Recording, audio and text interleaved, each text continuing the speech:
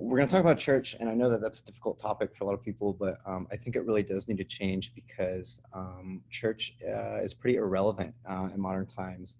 And I actually think that God wants it to change. I don't think it's faithful, and the things that are replacing it are not good. So 22 churches close close every day in the United States. And so why should you care if you are not religious or a different religion? Well, it's because for thousands of years or hundreds of years in American history, church has formed the third space in communities. You have work, home, and this third space that builds community. And yet when we look at our future and we look at the culture that we are creating, it's the most lonely culture that we see. And studies have shown that millennials, in particular Gen Z, are the most lonely. And there's increasing levels of anxiety and depression. And as we look to the future, it's clear that climate change and loneliness and lack of community are actually some of the biggest struggles. So what about tech, though? Doesn't tech solve all of our problems? Tech is actually filling this void. They now have things for the third space. You can do your laundry, you can eat dinner there, all your friends are there. So isn't tech going to fix this for us? Well, the problem is, what is the culture that tech is creating? Now, don't get me wrong, there's nothing wrong with a fun, fancy, trendy holiday party. But what I've seen is the people in tech, they take more than they give. And there is this idea of elitism in tech. And I know because I work in the industry. And when we look at, as tech achieves more power and prestige, we also see that its promises become more and more hollow. And there's this rising trend of sexual harassment, of abuse of power. It fits within the Me Too movement. And we see these big problems in our culture, and we see that actually tech and the success is not able to solve them. So how do we find life-giving friendships and strong communities across different networks and outside of maybe a smaller group? And it's fine to make friends in work, it's fine to make friends in other places, but I would argue that the church can be and should be a potential place for life-giving community.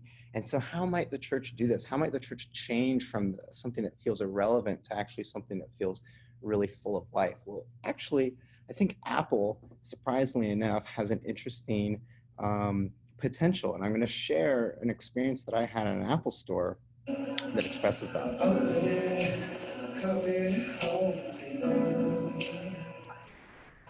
Yeah, I'm coming home to you. Catching the cold from the rain. Loving it damage from the out of pain. There's a scene that's... Everybody doing? Good, good. My musical influences. First, my dad, my father, he's a pastor, and I was raised in church, so that's my foundation. Did you catch that? He was raised in the church, and yet he's sharing his story at an Apple store, not at a church. Why is that? Because the people aren't in church anymore. The people are in Apple stores. Apple has created more of a community. Well, we've talked about the problems of the church, and I would argue it's the structure. When you look at the structure here, the church tries to do everything, but it doesn't do it very well. It's monolithic, and it leads to celebrity pastors and things that are not helpful. The structure of the church actually needs to change to be modular, and there's a form of community that can exist in small groups, and you really don't need money or resources for that. But then there's this corporate church, and that can look more like a community center and more like a place to meet God and meet people rather than just learn about God and be told, you know, what you should do.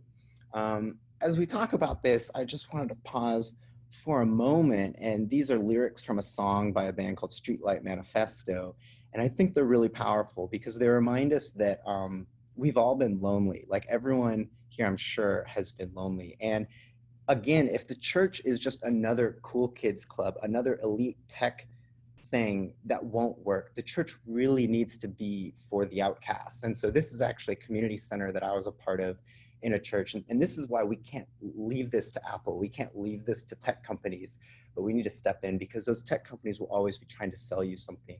And there needs to be a true and authentic community that is welcoming to those. And I think that, you know, those who don't believe, those that don't want this, whether or not they want it, I think everyone wants community, and they might need it even if they don't know it. And I think that we owe it to ourselves as humans to engage and really love on each other. So I think the church could change fundamentally, and I think it might look like this. And one is there's a space to meet God while you work, and it could be a co-working space with a soul is sort of the thought, and where you actually have people that support you, and it's not necessarily the cutthroat environment of your work.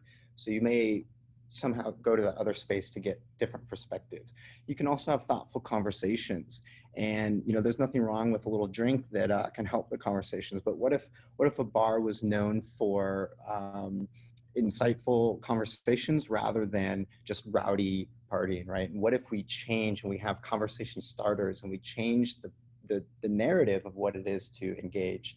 And finally, there's still a value in listening to different talks. And, they're called sermons in the church, but I don't think it has to look like a pew and an audience. And I think we can give the microphone to different people, more people, and hear different perspectives, but it's still good. There needs to be a space to share what you believe and also hear other things. And finally, I do believe that this is a spiritual endeavor. It's not just communal. And I think God often does meet us in silence. And so there should be a space for meditation and a space to step away from the busyness of the world.